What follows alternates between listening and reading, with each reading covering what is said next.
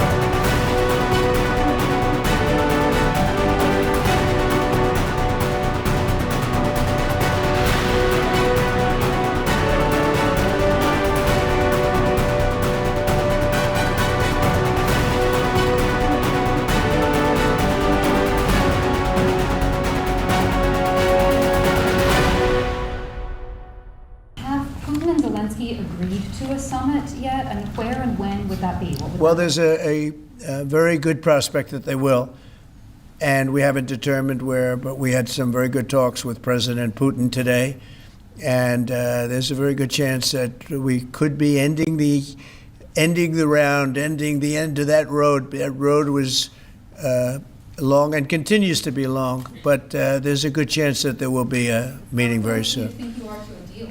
Excuse me? How close do you think you are to some kind of deal? Well, I don't want to say. I've been disappointed before with this one. You know, we've solved 5 wars, plus add to that Iran, where we wiped out their nuclear capacity for weapons. They would have had a weapon within 2 months, maybe less, and that was totally obliterated. It turned out it was a total obliteration. And the pilots and the people that did that job are really, we have the greatest armed forces in the world, but that was really something. In fact, there's a model of the plane right there. So, you got to bring that up, Susie. We have to see that. Look at this. This was just given to me. You know, we ordered brand new B-2 bombers. This is a plane that over a period of 36 hours of constant flying. Look at this. So this is the brand new one they just ordered. Similar, but actually quite different. It's new and enhanced. It's an amazing machine. It went 36 hours. We had 52 tankers up in the air loading up our planes because this was surrounded by F-22s and F-35s, and it was flawless. Tim. Even you would say it was flawless. And every one of those bombs hit their target. And then we had Tomahawks shot in from a submarine 300 miles away, and they hit every single Tomahawk hit its target. It was amazing. And that was a big threat. That was a nuclear threat. And here's the new one that we just ordered, a large number of them. I'll put it on. Mr. President, what was the breakthrough today? Did Vladimir Putin make some kind of concession that he hasn't been willing to make before? I don't call it a breakthrough. I mean, we've been working on this a long time. There are thousands of young people dying, mostly soldiers, but also, missiles being hit into Kiev and other places. But in terms of soldiers, I think Russia's lost over 20,000 since the beginning of the year. 20,000. And I guess the estimate for Ukraine is about 9,000. It's a terrible situation. We want to get it stopped. We don't have American soldiers there, but I feel I have an obligation to get it stopped. This was not my war. This war would have never started, not even a chance. And it didn't start for 4 years. It went 4 years and didn't start. But this is Biden's war. This was on his watch. And, it's funny, we had no land was taken from Trump. It was taken from Bush. It was taken from Biden. The whole thing they would take from Biden if it weren't for us. But it was taken by Obama. Take a look at what was taken with all of the land that was taken. Nothing was taken by Russia from us. Not 1 ounce of land was taken. I'm here to get the thing over with. It would have never started if I were president. And we're here to get it stopped and get the death stopped. Yeah, please. Mr. President, in the past, you said you would know if Putin was tackling you along. What gives you any confidence that he is or isn't doing that this time around? Can't answer the question yet. I'll tell you in a matter of weeks, maybe less.